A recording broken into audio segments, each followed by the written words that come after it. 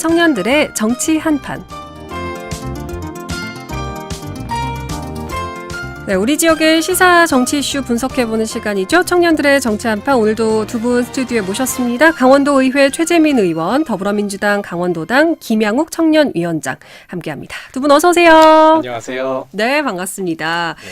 먼저 최재민 의원님께서 우리 청취자분들께 인사 한 말씀 해주시죠. 안녕하세요, 청취자 여러분. 오랜만에 인사드립니다. 최재민 도의원입니다. 네, 반갑습니다. 네. 아니 지금 보이는 라디오도 열려 예. 있어서 아마 보고 계신 분들은 아시겠지만 예. 이 또 일할 때 입으시는 옷을 입고 오셨어요. 네, 활동복을 입고 왔습니다. 방금 이렇게 어떤 일을 하다 오셨습니까? 오늘까지 도의회가 있었고요. 회기 있었고. 본회의 마치고 또 별도로 교육 관련 간담회 마치고 원주로 이렇게 좀 부랴부랴 빨리 넘어왔는데 네. 시간 못 맞출까 봐 하여튼 걱정됐는데 잘 도착해서 다행입니다. 다행이네요. 네. 굉장히 이렇게 3탕째 오늘 뛰고 계시는데 굉장히 바쁘셨을 것 같습니다. 네. 자, 옆에 계시는 분은요, 저희가 오늘 처음 모시는 분입니다. 더불어민주당 강원도당 김양욱 청년위원장. 우리 청취자분들께 인사 한 말씀 해주시죠. 네, 안녕하십니까. 처음 인사드리겠습니다. 원주 MBC 청취자 여러분 반갑습니다. 저는 더불어민주당 강원도당 청년위원장 김양욱입니다. 네, 반갑습니다. 잘 오셨습니다. 언제 청년위원장이 되신 거죠? 제가 작년 7월 달부터 이제 임기가 시작이 됐고요. 예. 예. 지금 계속 활동을 하고 계시군요. 네, 지금. 주로 어떤 활동들을 하시나요? 중앙 지역에 이제 강원도 8개 권역이 있는데요. 네. 8개 권역의 청년위원회의 조직을 정비를 하고 오. 그리고 중앙과 지역 청년위원회 간의 연계에 관련된 역할도 좀 하고 예. 그리고 중앙당 당 지도부가 하는 일에 같이 이제 겸임해서 함께 하고 있습니다. 그렇군요. 뭔가 이제 청년의 목소리를 좀 이렇게 낼 네. 수 있는 그런 연결고리를 만들어주는 그런 역할도 하실 것 그런 같습니다. 역할이 가장 크다고 볼 수 있습니다. 강원도당에 이제 청년위원들이 좀 많나요? 강원도의 청년위원들은 실질적으로 청년 의원들도 꽤 되고요. 그리고 청년 권리당원과 그리고 일반 청년 당원들 그리고 중앙당이랑 연계해서 같이 활동하는 또 청년들도 있고요. 예, 그렇군요. 자, 어쨌든 저희도 청년들의 정치 한판인 만큼 청년들의 목소리 한번 들어보겠습니다. 자, 이렇게 두 분과 함께 오늘 저희 이야기 나눠볼 텐데요. 그에 앞서서 베스트 소식과 워스트 소식 하나씩 좀 이야기 짚어보겠습니다. 먼저 최재민 의원님께서 네. 베스트 소식 하나 소개해 주시죠. 예, 지난번 방송 나왔을 때 제가 우리 지역에 네. 그 통학버스 관련된 거 맞아요. 베스트로 가져왔는데 오늘은 한 번 더 다른 자랑을 하겠습니다. 예. 체육복하고 생활복도 교복으로 지원할 수 있다. 이런 소식을 가지고 왔는데요. 제가 발의한 조례고 지난주 수요일입니다. 네. 9일에 교육이 통과했고 오늘 본회의 통과가 돼서 내년부터는 기존에 우리 학생들이 정장용 교복만 지원을 받을 수 있었는데 가장 많이 입고 있는 지금 체육복하고 생활복까지도 지원을 할 수 있게 됐습니다. 그래서 이 조례가 개정이 된 것은 사실 학교 현장의 목소리를 듣고 추진했던 거거든요. 예. 지난 수년간 학교 현장에서는 불편한 정장용 교복을 입지 않고 있는데도 이 정장용 교복만을 이제 받다 보니까 언니나 형이 있는 그런 가정에서는 물려입기를 못하고 그렇죠. 교복이 또 버려지고 이런 부분이 있어서 실생활에 정말 필요한 이런 지원을 해야겠다라고 마음 먹고 학부모 간담회도 하고 우리 교복사 간담회도 하고 물론 학생들도 현장에서 만나고 그런 이제 의견을 수렴을 해가지고 오늘 최종 본회의까지 통과가 돼서 아주 뜻깊은 날이고 또 보람도 있고 또 응원도 많이 해주셔서 저 기쁜 마음으로 왔습니다. 학부모님들께서는 굉장히 좋아하실 것 같아요. 이게 또 그렇습니다. 아이들이 굉장히 빨리 성장하면서 네. 이 금액도 무시 못하더라고요. 그렇죠. 예. 그리고 아까도 말씀드렸지만은 정장용 교복을 받았는데 아이들이 잘 입지 않고 맞아요. 체육복과 생활복 같은 경우는 자주 교체가 되거든요. 그러다 보니까 이것을 계속 구매해야 되는 그런 좀 부담도 있어요. 그런데 이게 1단계고요. 여기서 2단계는 제가 이제 더 일을 할 수 있다면 추진해야 될 일인데 그것이 바로 이제 교복 그 바우처 카드입니다. 그래서 내가 사고 싶은 교복을 이제 살 수 있도록 그렇게까지 발전을 해야 돼요. 그런데 지금 현실적인 여건상, 행정적 여건상 1단계 물론 이 첫 수업이 중요한데 일단 왔습니다. 그래서 2단계까지도 좀 가보겠습니다. 현재는 정해진 곳에서만 구매를 할 수 있는 건가요? 지금은 학교당 한 교복사를 입찰을 통해서 정하면 그 교복사에 가서 이제 금액에 맞게 1인당 그렇죠. 지금 34만 5천 원으로 되어 있는데 그 금액의 한도 내에서 현물을 지원을 받고 추가 구매할 경우에는 이제 개인 돈으로 사야 되는 그런 현실입니다. 그렇군요. 나중에는 이제 교복 바우처 카드까지 네. 예, 발전할 수 있기를 기대해 보겠습니다. 네. 체육복과 생활복 앞으로도 이제 지원이 된다라는 아주 행복한 소식을 베스트로 가져오셨고요.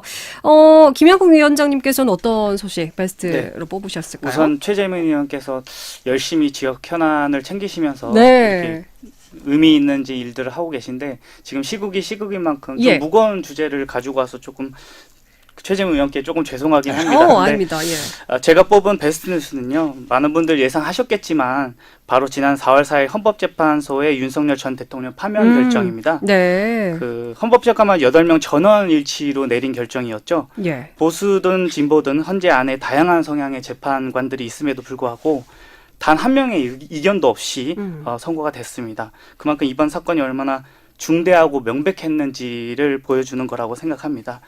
윤석열 전 대통령의 계엄령 시도부터 시작해서 뭐 야당 탄압이라든지 검찰권의 사적 남용까지 말 그대로 헌법 근간을 흔드는 일들이 이어졌습니다.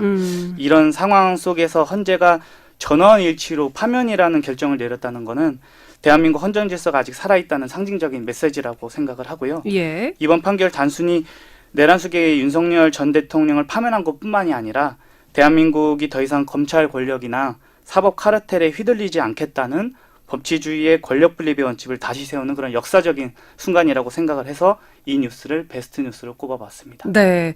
뭐 그때 당시 좀 어떻게 뭐 하다 이렇게 보셨습니까? 예. 당연히 이제 그 헌법재판소 앞에 있었고요. 아, 네. 진짜요? 네, 그런데 사실은 너무 명명백백한 사건이기 때문에 그 내란 행위 자체를 모든 국민들이 보지 않았습니까? 그래서 당연히 8대 0으로 전원일치 판결이 나올 거라고 예상은 했지만 여러 가지 이제 떠도는 이야기와 그리고 언론에서 하는 이야기도 좀 많이 이제 좀 변수가 있을 거라는 예상이 들었었는데 다행히 대부분의 국민들이 수긍할 수 있는 그런 결과가 나온 것 같아서 오히려 국민 통합의 차원에서 정말 잘 나온 판결이라고 생각이 됩니다. 네, 그 자리에 계셨군요. 네. 그날에. 지금 이제 어쨌든 윤 전 대통령이 파면이 됐고 이제 또 앞으로 이 정리를 잘 해 나가는 것도 굉장히 중요할 것 같은데요. 뭐 저희가 조금 있다가 본격적으로 이 이야기를 좀 나눠보도록 하겠습니다. 어쨌든 베스트 소식으로 윤석열 전 대통령의 파면 선고를 꼽아 오셨고요. 워스트 소식도 바로 짚어볼 텐데요. 이번에는 김양욱 위원장님께서 어떤 거 워스트로 가져오셨는지도 함께 짚어볼게요. 네, 이것도 상당히 무거운 주제인데요. 네.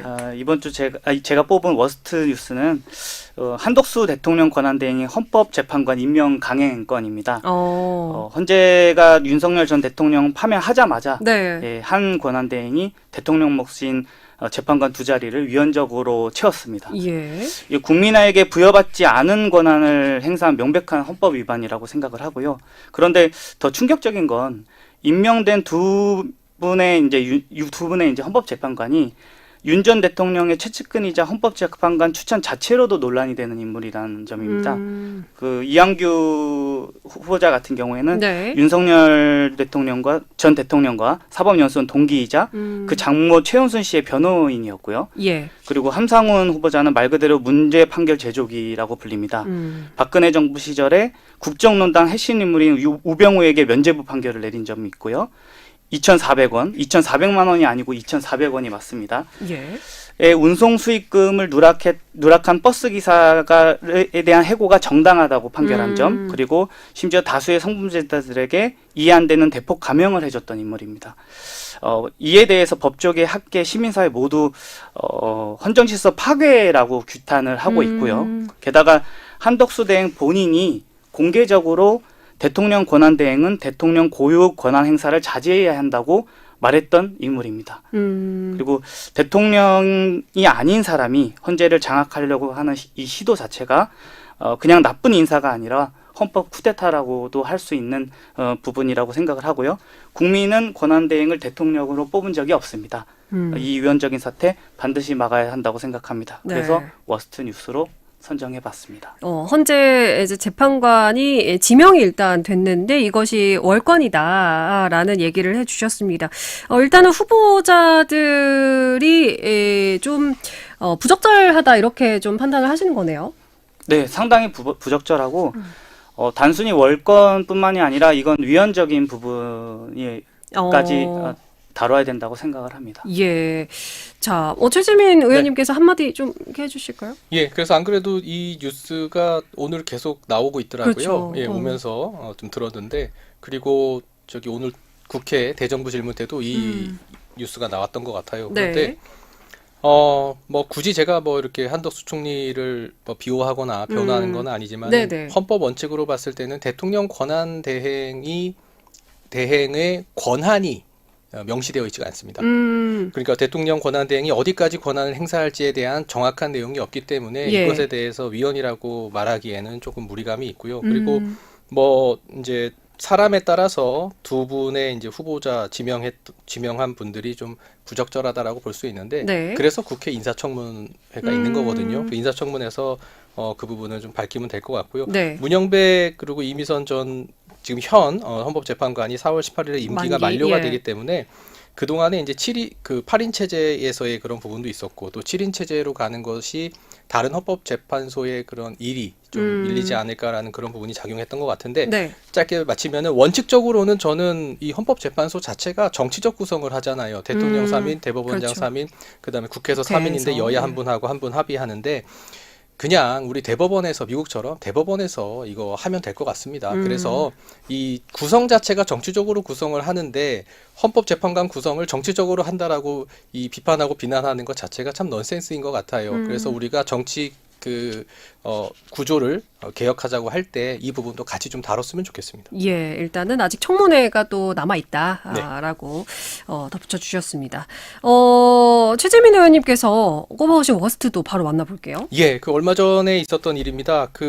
이거는 전국 뉴스 TV 뉴스를 보면서 제가 알게 됐는데요. 네네. 원주 치악산 우리 방화 했던 30대 여성이 이제 구속됐다라는 예. 뉴스인데 깜짝 놀랐어요. 그러니까요. 안 그래도 얼마 전에 영남권 산불 때문에 우리가 정말 큰 아픔을 지금도 겪고 있어요. 그렇습니다. 역사상 최대 규모의 산불이 지금 났는데 우리도 여기 치악산에 둘러싸인 사실 아름다운 산을 가지고 있는데 예. 이곳에서 5번에 걸쳐서 라이터로 방화를 시도했다. 아하. 참 그 자체가 충격이에요. 예. 그래서 보니까는 이게 원주에서만 있었던 것이 아니라 2월에는 춘천에서 또 이렇게 방화를 했던 다른 분이 있고 그래서 이거를 강원도에서 살펴봤더니 강원도하고 강원도 살펴봤더니 월 평균 1.2건이 예. 일부러 불을 질러서 화재가 이어진 사례라고 합니다. 와. 엄청 충격적인 예. 거거든요. 그래서 이런 부분들은 우리가 더 조심도 해야 되겠지만은 물론 이거에 대한 교육도 우리가 해야 되겠지만 처벌을 좀 더 강화해야 그러니까요. 된다. 이 지금의 처벌 기준하고 수준으로는 이런 큰 재난을 만들 수 있는 아주 큰 위험을 그러니까요. 가지고 있다 이렇게 생각을 합니다. 실화가 실수로 이렇게 네. 불을 낸 걸로만 이제 보통은 이제 생각을 하고 있는데 일부러 낸 건수들이 생각보다 꽤나 깜짝 돼서 놀랐습니다. 굉장히 좀 충격적인데 김양욱 위원장님께서는 좀 어떻게 보셨습니까? 네, 이 의도된 방화와 실화에 대한 부분을 정확하게 이제 구분을 해서 처벌 그렇죠. 강화를 해야 된다는 부분에 대해서는 여야를 막론하고 다 공감을 한다고 생각을 하고요. 예. 저희 가까운 지역에서도 이런 일들이 많이 벌어진다는 게 그러니까. 상당히 충격적인데 그런 부분은 여야가 합심해서 좀 제도적 강화와 처벌 강화로 방지를 해나가겠다는 생각을 합니다. 네, 진짜로 처벌이 좀 강화가 돼야 될 것 같다. 이런 경각심이 듭니다. 자, 저희 잠시 광고 듣고 와서 오늘의 본격적인 주제 이야기 나눠볼게요. 92.7 자, 따라해보세요.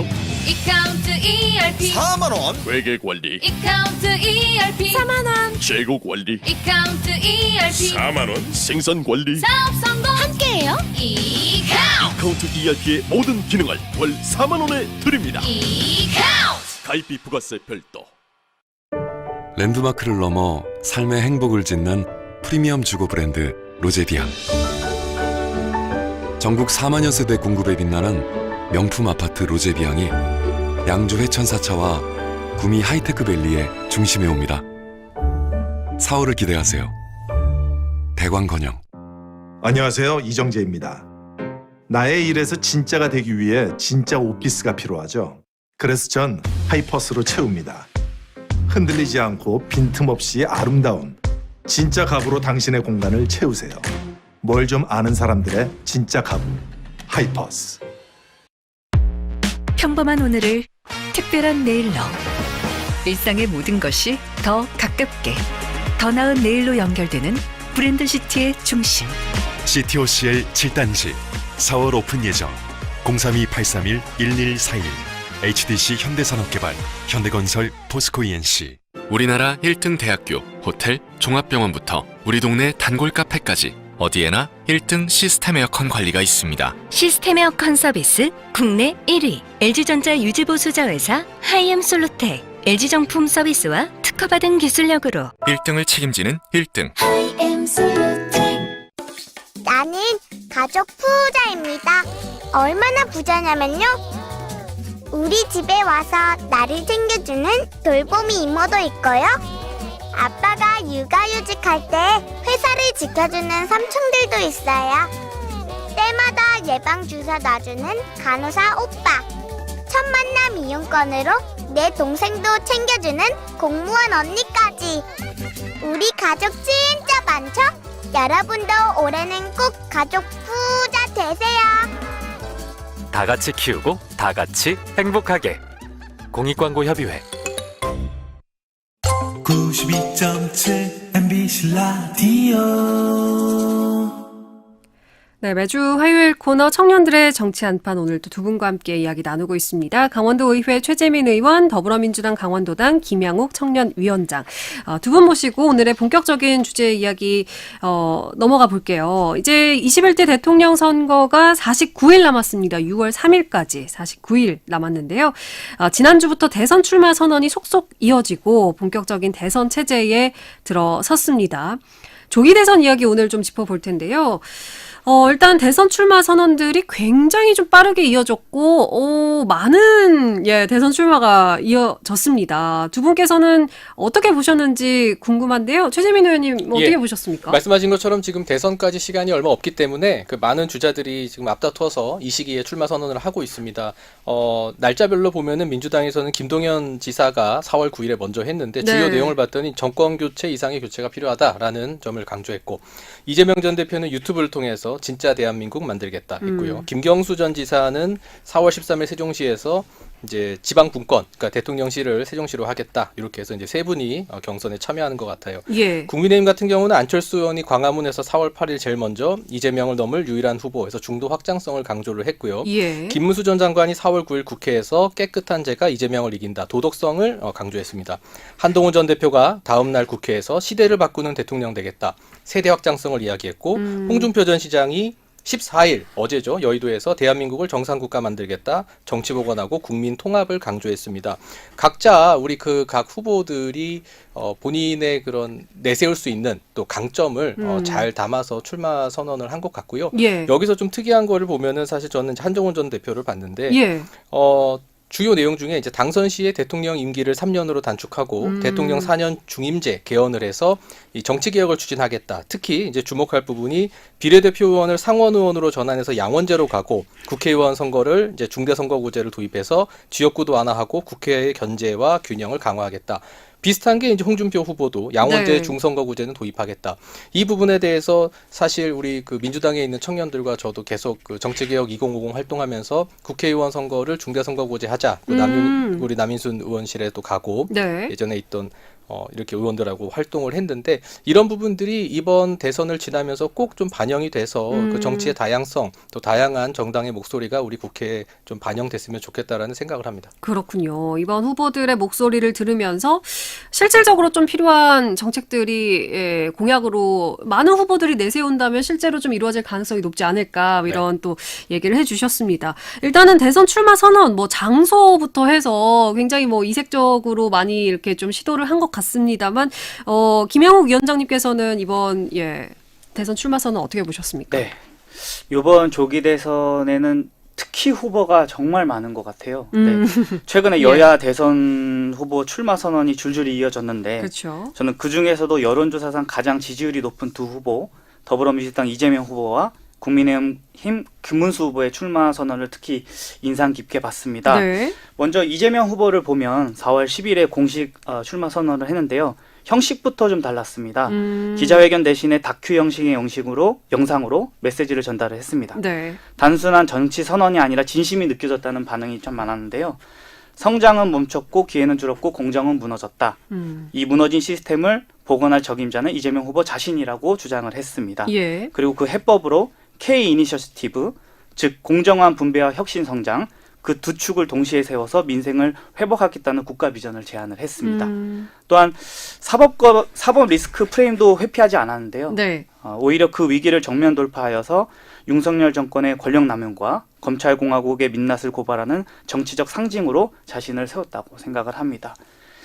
반면에 김문수 전 장관은 이제 이재명 후보 대선 출마 선언 하루 전인 4월 9일에 출마를 선언했는데요. 네. 복당 후 첫 메시지가 이재명 피고인을 이기겠다. 반기업 세력과 싸우겠다 같은 발언이었습니다. 예. 정치보다는 싸움, 미래보다는 과거에 머무는 느낌이었고요. 솔직히 말씀드리면 시대가 많이 바뀌었는데도 여전히 좀 퇴행적인 언어를 쓰고 있다는 인상을 좀 깊이 받았습니다. 예. 진정성 없는 이념 프레임으로는 저는 더 이상 국민을 감동시킬 수 없다고 생각을 합니다. 그래서 결국 2025년 대선의 선택의 기로는 과거냐 미래냐, 퇴행이냐 전진이냐, 네. 이 한마디로 정리할 수 있을 것 같습니다. 자, 일단 여러 후보들의 대선 출마 선언을 보고 좀 인상 깊었던 후보가 이재명 후보와 김문수 후보다라고 좀 얘기를 해주셨고 그 이유도 밝혀주셨는데요. 지금 말씀하신 것처럼 후보들이 굉장히 지금 많이 나왔습니다. 민주당이 경선 3파전으로 확정이 됐고요. 이재명 전 대표, 김동연 경기지사, 김경수 전 경남지사 이렇게 3명으로 3파전이 확정이 됐고 국민의힘은 오늘 후보 등록을 마쳤습니다. 조금 전에 이제 결과가 나왔는데 최종으로 11명이 신청을 했습니다. 네. 뭐 잠깐 언급을 해드리면 김문수 전 고용노동부 장관, 아까 얘기해 주셨던 나경원 안철수 의원, 그리고 양양자 전 의원과 유정복 인천시장, 이철우 경북도지사, 한동훈 전 대표, 홍준표 전 대구시장 이렇게 11명이 이제 경선을 치르게 되는데요. 굉장히 좀 이번에는 치열한 것 같습니다. 좀 어떻게 생각하시나요? 최지민 의원님. 예, 일단 뭐 보궐선거고 상대적으로 일반적인 대선보다는 출마 허들이 낮다라고 생각을 합니다. 출마 기간도 허들이 짧고. 낮다. 예. 예. 그리고 또 지금 대통령이 공석인 상황에서 기존 정당 정치에 대한 유권자의 불만을 지금 후보들이 느끼고 있고 여기서는 정치 구조를 바꿔야 한다. 아까 말씀드렸던 그런 정치 개혁을 메시지를 낼 수 있는 기회거든요. 네. 그래서 한 줄로 줄이면은 판을 바꿀 수 있는 정치 변화의 중심에 내가 있어야 한다라는 욕심이 작용했다. 저는 그렇게 생각합니다. 판을 바꿀 수 있는 그 중심에 내가 있어야 한다. 내가 있어야 한다. 예. 그렇군요. 좀 김양국 위원장님께서는 이번 이런 치열한 경선이 예고가 되는데 좀 어떻게 보시나요? 네, 뭐 2025년 조기 대선 전국에서 벌어지고 있는 저는 거의 대권 도전 러시라고 좀 표현을 하고 싶은데 네. 특히 전 여당인 국민의힘 후보가 정말 많습니다. 근데 수많은 후보가 등장을 하고는 있지만 국민이 기억할 만한 정책이나 국가 비전을 찾기가 좀 어려운 것 같습니다. 저는 다수의 출마자가 진정성 있는 정책 경쟁보다는 윤석열 전 대통령의 파면 이후에 이제 리더십 공백에 대한 기회를 보고 정당 내 주도권 장악이나 정치적 존재감 확대라는 목적을 가지고 전략적 포석을 의 목적을 두고 있다고 좀 생각이 들고요. 사실은 더 심각한 거는 후보들이 국민 앞에 비전 대신에 이재명 때리기를 좀 반복하고 있다는 생각이 듭니다. 예. 정책 경쟁은 사라지고 사법 리스크 부각을 통해서 상대 후보 흠집내기만 반복한다는 거는 정치의 퇴행이라고 생각을 하고 국민의 삶과는 무관한 소모적 정치에 불과하다는 좀 생각이 좀 들었습니다. 예, 그렇군요. 자, 대권 출마 러시가 지금 이루어지고 있습니다. 그리고 이제 대선 후보를 최종적으로 선출하는 방식도 굉장히 뜨거운 이슈가 되고 있습니다. 현재까지도 이슈가 되고 있는데, 이게 이제 민주당의 경우를 먼저 보면은 권리당원 50%, 일반 국민 여론조사 50%로 확정을 했습니다. 이게 이제 지난 대선들과 비교를 했을 때는 당심의 비중을 좀 확대시킨 걸로 보이거든요. 이 부분에 대해서는 좀 어떻게 생각하시는지 김양우 위원장님. 예. 네, 이게 기존의 방식이랑은 조금 달리 국민 참여 경선의 방식으로 이제 채용을 했는데 사실 그 이유는 간단합니다. 선거인단 모집 기간이 너무 짧기 때문에 특정 정치 세력이 조직적으로 개입할 위험이 높다고 봤고요. 예. 그리고 실제로 그런 움직임이 있다는 제보도 여러 경로로 의해서 당 지도부에 포착이 되었습니다. 그래서 선택된 방식이 바로 안심번호 여론조사인데요. 네. 이 방법 같은 경우에는 조직적인 개입이 원칙적으로 불가능하기도 하고 무작위 표본 추출로 신뢰도 높은 결과를 얻을 수 있다는 얻을 수 있습니다. 그래서 국민 여론을 50% 이렇게 반영을 하게 되고요. 네. 그리고 나머지 50%는 우리 당이 권리당원만 114만 명입니다. 그 114만 명의 의견을 반영하기로 했습니다. 예. 이는 당원 주권 시대에 맞춰서 당원에게 최대한의 권리를 보장하고자 한 바입니다. 그래서 이번 선출 방식 같은 경우에는 민심과 당심의 균형을 잘 맞췄다는 평가를 내릴 수 있을 것 같고요. 공정성과 안정성까지 동시에 고려한 방식이라고 평가하고 싶습니다. 네, 최재민 의원님은 좀 어떻게 생각하시나요? 여러 그 경선 방식들이 있는데요. 예. 사개 권역에서 순회하는 거는 참 좋은 것 같아요. 일단 그다음에 아쉬운 점은 예. 사실 이렇게 말씀드리면 좀 그렇지만은 뻔한 경선이다라는 얘기가 많고 좀 흥행하기가 좀 어렵다. 예. 누가 후보가 될지 다 안다. 이런 흐름에서는 좀 과감하게 우리 당 지도부에서 선관위에서 국민 여론조사 100%도 좀 받아주면서 좀 통 큰 모습까지 보여줬으면 더 좋았을 텐데 예. 지난 대선 경선 때 막판 이낙연 스퍼트가 걱정이 됐는지 잘 모르겠지만 어쨌든 이걸 너무 원칙대로 하면서 다른 경선 후보들의 불만을 자아내는 네. 좀 이렇게 아름다운 경선이 될 것 같진 않다. 이렇게 생각을 합니다. 그렇군요. 자, 두 분께서 이제 민주당의 경선 방식에 대해서 또 얘기를 해주셨는데 국민의힘 경선 방식도 한번 살펴보겠습니다.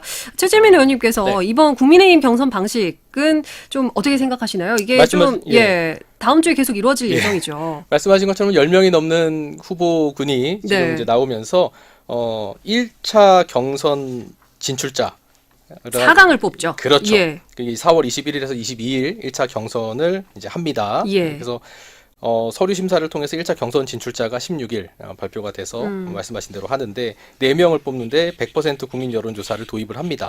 그리고 27일, 28일에 선거인단 50%, 국민 여론조사 50%. 네. 또 마찬가지로 5월 1, 2일에는 이제 최종 경선을 해서 최종 한 명을 선출하는. 예. 다만 이제 민주당 같은 경우는 충청, 경상, 호남, 수도권 4개 권역에 순회를 하지만 후보가 많고 또 이제 토론을 많이 하다 보니까 이번에는 이렇게 순회 경선을 하지 않아요. 네. 또 반면에 민주당은 선거인단이 없고 국민 여론조사로 대체를 하는 반면에 국민의힘 같은 경우는 선거인단을 구성해서 이곳에는 책임당원도 들어가고 일반 당원도 들어가고 또 일반 우리 대의원도 들어가는 이런 선거인단을 구성하게 됩니다. 예. 그래서 그런 부분이 좀 차이가 있는데 어쨌든 하나 계속 뉴스에 나오는 거는 국민의힘 또한 역선택 방지를 도입을 해서 100% 여론조사할 때 조금 대중적인 중도층의 인기가 많은 후보가 불리한 것이 아니냐라는 이런 불만의 목소리도 나오기도 하는데 네. 그 부분까지 이겨내야 되지 않나라고 생각을 합니다. 예, 그것까지 이겨내야 된다고 생각을 하고 네. 어쨌든 시간이 얼마 남지 않은 그 경선인데 최대한 좀 짜임새 있게 좀 잘 짰다라고 생각을 합니다. 이거 후보에 비해서요. 그렇군요. 그렇게 생각을 합니다. 예, 지금 방금 역선택 방지 룰을 얘기해 주셔서 이게 잠시 설명해 드리면 이제 여론조사 응답자에게 지지 정당을 물어서 타 정당의 지지층은 일단 배제를 하고 자당 지지층 및 무당층의 응답을 받는 그런 방식인데 그렇습니다. 이게 이제 이 역선택 방지 룰을 선택하니까 지지율이 굉장히 요동치는 그런 상황이 되어 버렸습니다. 네. 이 부분에 대해서 어떻게 생각하시나요? 이게 사실은 각 당 지도부에서 많이 이제 알고도 있고 걱정하는 부분인데 특정 정치 세력이 있습니다. 예. 특정 개인의 이익을 대변하는 단체가일 수도 있고 종교 이익을 단체할 수 있는 단체들도 있는데 그런 단체들이 조직적으로 움직여서 그런 이제 선거의 공정성과 그리고 좀 투명성을 좀 저해하는 요소로 작용을 해왔기 때문에 예. 사실은 그리고 또 요번 그 선거 기간이 워낙 짧아서 좀 각 정당별로 공정성이나 안전성을 최대한 고려해서 이런 방법을 선택한 것이라고 생각을 합니다. 알겠습니다. 지금 이제 뭐 여론조사도 계속해서 나오고 있고, 뭐 가상 양자 대결 뭐 이런 것들이 속속 나오고 있는데요. 뭐 어떤 후보들하고 매치를 해봐도 사실 지금까지는 이재명 전 대표가 우세한 상황입니다. 두 분께서는 이 후보들을 좀 어떻게 분석하고 계시는지, 뭐 이 상황을 어떻게 분석하고 계시는지 궁금한데 최재민 의원님 어떠십니까? 예, 아무래도 아까 말씀드렸지만은 민주당의 후보는 뭐 이렇게 뭐 뻔하다라는 이야기가 돌면서 사실은 독주 체제로 가고 뭐 다른 변수가 있을 것 같지는 않아요. 네. 경선 과정에서요. 그렇기 때문에 계속 새 결집이 되고 지지층 결집이 되고 그다음 중도층에서도 일부 지지했다가 지지하지 않았다 하는 부분들이 좀 변수가 생기면서 여론조사에서 지표를 만들어내는 것 같은데요. 네. 국민의힘 같은 경우는 일단 시작부터 4강 안에 누가 들 거냐부터가 사실 흥행의 시작인 것 같습니다. 예. 뭐 지금의 여론조사를 종합해 보면은 순서대로 하면은 김문수 전 장관, 한동훈 전 대표, 홍준표 전 시장까지는 1, 2, 3위로 안착을 한 것 같은데 네. 물론 앞으로 변수가 있습니다. 그런데 이제 4등을 과연 누가 할 것이냐 지금 누가 할 많은 것이냐. 예측은 안철수 의원인지 나경원 의원인지도 좀 전망을 하는 것 같습니다. 그 외에 주자들도 있죠. 그래서 이런 부분들의 흥행이 계속 이어지고 4배수로 압축이 되고 2배수로 압축이 되고 최종 후보가 되면 다시 국민의힘 지지층도 결집을 할 것이고 이 부분에 대해서 중도층도 일부는 결집을 하게 되면 그때부터가 이제 여론조사는 본격적으로 1대1 구도가 잡히지 않을까 그렇게 생각을 합니다. 예. 앞으로 조금 더 지켜봐야 정확한 1대1 구도가 성사가 될 것이다라고 얘기를 해주셨습니다. 지금 이제 아까 뭐 잠깐 얘기를 해주셨는데 4강에 과연 누가 될 것인가 이것도 아주 초미의 관심사로 좀 꼽히는 부분이기도 하고 그 외에 이제 국민의힘에서는 반 이재명 빅텐트가 필요하다. 뭐 아니면 범보수로 해서 이제 빅텐트가 좀 필요하다. 뭐 이런 얘기들이 많이 나오고 있습니다. 이 부분에 대해서는 좀 어떻게 생각하시나요? 바로 어제 날짜 리얼미터 여론조사를 보면 네. 사실상 이재명 전 대표가 저희 당내뿐만이 아니라 전체 후보를 예. 망라해서 거의 뭐 사실상 독주 체제를 네, 확립했다고 볼 수 있는데요. 지금 가장 어제 날짜 여론조사에서 처음으로 한덕수 권한대행이 이제 후보군에 이제 들어서 조사를 했는데 예. 현재 가장 유력하게 이재명 후보와 경쟁하고 있는 김문수 후보와 이재명 후보와의 양자 대결 격차가 29%입니다. 그런데 한덕수 대행의 이제 격차가 이재명 대표와의 격차가 26.6%예요. 네. 이게 말하는 시사점이 좀 크다고 좀 생각을 합니다. 지금 현재 국민의힘에는 이재명 후보와 경쟁할 뚜렷한 주자가 없는 상황이기 때문에 좀 이건 당내 세대 교체나 이념적 정비 없이 과거 인물을 계속 순환시키는 구조에서 나오는 한계가 명확히 있는 거 아니냐 좀 이런 생각이 좀 들고요. 네. 그리고 정당 지지율에서도 차이가 좀 크게 나고 있습니다. 민주당 같은 경우에 46.7%, 국민의힘은 33.1%, 13.6%의 차이를 보이고 있습니다. 이거 단순히 후보 개인의 선호가 아니라 정권에 대한 심판 성격이 강하게 반영된 결과라고 생각을 하고요. 특히 윤석열 전 대통령과 현 정권에 대한 부정적인 평가가 커서 앞으로도 국민의힘은 정당 차원에서 큰 전략적 변화가 필요할 것이라고 좀 생각을 합니다. 네, 알겠습니다. 자, 저희가 이제 시간 관계상 마지막 질문을 좀 드려볼 텐데 짧게 1분씩만 얘기해 주시면 감사하겠습니다. 이번 조기 대선 승리를 위해서 좀 어떻게 해 나가야 할 것인가 한마디씩만 좀 덧붙여 주시면 좋을 것 같은데요. 예, 말씀하셨지만은 중도층의 확산을 어떤 후보가 가져갈 것인가 각 당의 후보가 정해진 후에 중도층의 확장성이 있는 후보가 이긴다고 봅니다. 지금 독주를 하고 있는 그 민주당의 이재명 전 대표 같은 경우는 과거 2002년 대선 때의 이회창 그 전 총재를 보는 것 같은 느낌이 납니다. 당시 노무현 후보는 상당히 낮은 지지율이었어요. 하지만 각 당의 후보가 정해지고 메시지가 나오면서 아젠다를 발표했을 때 중도층이 움직였습니다. 역시 기득권 정치의 수혜자보다는 일 잘하는 공공 전문가가 강조된 사람, 그리고 정파적 대결보다는 합리적 실용을 강조하는 사람, 전통적 지지층은 카리스마를 보지만 중도층은 이제 온도를 본다. 그래서 단호하지만 겸손해야 하고 따뜻한 이미지와 메시지를 브랜딩하는 네. 논리보다는 진정성하고 공감을 중요시하는 후보가 나와야 하는데 예. 지금 과거도 그랬습니다. 지금도 그렇습니다. 독주하는 후보는 이 부분을 가질 수가 없습니다. 그래서 그런 말도 있죠. 중도층 사이에서. 그래도 누구는 안 된다. 이런 얘기도 나오는데 그 부분을 얼마나 잘 커버하고 가느냐. 그 부분이 좀 관점 포인트라고 생각을 합니다. 네. 중도층을 잘 사로잡아야 할 후보가 나와야 된다라고 얘기를 해주셨고 김양욱 위원장님께서도 짧게 한마디만 네. 해주시죠. 그 2025년도 대선 같은 경우에 단순한 정권 교체를 넘어서 헌법 질서를 수호하는 선택이 될 거라고 생각합니다. 국민의힘은 내란 및 헌정 파괴 사태 이후에 헌법재판소의 탄핵 결정에도 불구하고 선거를 치르게 되었습니다. 이것은 국민 다수에게 이번 대선 참여의 정당성 자체에 대한 깊은 의문을 남기고 있다고 생각을 합니다. 이처럼 헌정 위기를 초래한 세력의 재집권 시도 같은 경우에 정치적 책임을 회피할 수 없고요. 그리고 중도층을 위한 미래 비전 없이 표 계산에만 집중하는 행보로 비칠 수 있습니다. 반면에 더불어민주당은 그 어느 때보다도 책임감 있는 정치와 안정감 있는 리더십을 강조하면서 중도와 실용 중심의 정책 노선을 강화하고 있습니다. 이념 대결이 아닌 민생 회복, 기회균 등 지역 균형 발전 등의 구체적인 성과 중심의 의제로 중도 유권자의 신뢰를 넓혀가고 있는 시점입니다. 결국은 중도층의 마음을 얻는 방법은 명분이 있는 정치, 결과를 낼 수 있는 정치입니다. 네. 민주당이 이를 위해 준비해온 노력과 비전이 이제 결실을 맺을 때라고 생각을 하고 있습니다. 알겠습니다. 결국은 이제 두 분께서 모두 중도층 얘기를 하신 만큼 앞으로 어떤 후보가 중도층을 잘 사로잡을 것인가 좀 지켜봐야 될 것 같고요. 오늘도 두 분과 함께 이야기 나눠봤습니다. 강원도의회 최재민 의원, 더불어민주당 강원도당 김양욱 청년위원장과 함께했습니다. 고맙습니다. 감사합니다. 감사합니다.